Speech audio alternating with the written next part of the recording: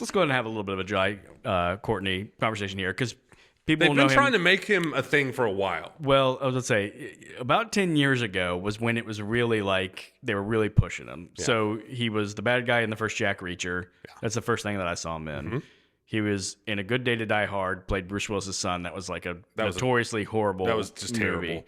I don't even blame him for that. That movie's just terrible. No. He was in Terminator Genesis, playing that's like a turd. He's Kyle Reese. He's Kyle Reese. That's what it is. It's a bad movie. And like all these movies, the same thing that people kind of had about it is like, this guy's just really bland, is what they said. Like, okay, he's kind of got a look, but he's just really bland. He's kind of just, he's Wonder Bread. He's generic. Not, yeah. And then Suicide Squad was the movie I actually he thought shows might a little redeem personality. He got to show some personality. And here's my big note.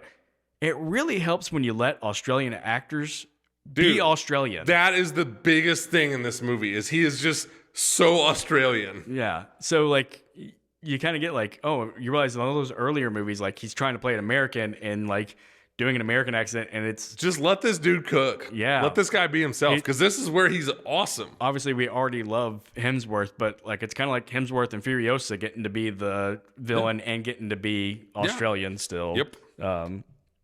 So yeah, he got to like show that a little bit in Suicide Squad, where I thought this guy's not boring in this movie, but the movie just didn't work, and so it totally like ruined his chance to like rehabilitate. Mm-hmm.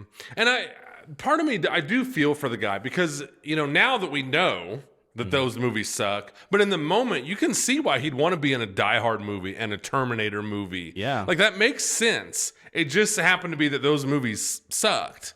Yeah, but it's like I don't fault him for being like, there's kind of rumblings about how I could maybe go to that next level. So I'll be in the next Die Hard movie. I mean, and it just happened to be he's in some of the worst of those franchises. It's not entirely different from like Glenn Powell being like, I'm in a Top Gun movie and a Twisters movie. It just happens. Those movies are good. Yeah. So I mean, I don't place the blame all on him. Yeah. So just this year, he was in a show on Netflix called American Primeval, which I thought was a pretty solid show. I haven't seen it, but I know what it is. Yeah. And then he was in this movie, and I was like, is this gonna be like is this gonna be the redemption year for him? Now I don't know, because those might have been just a little too small projects for like a full on redemption. It might just be like a the real nerds like us kind of pick up on it. Maybe, but yeah, I just thought he was really good at this, and he's so good.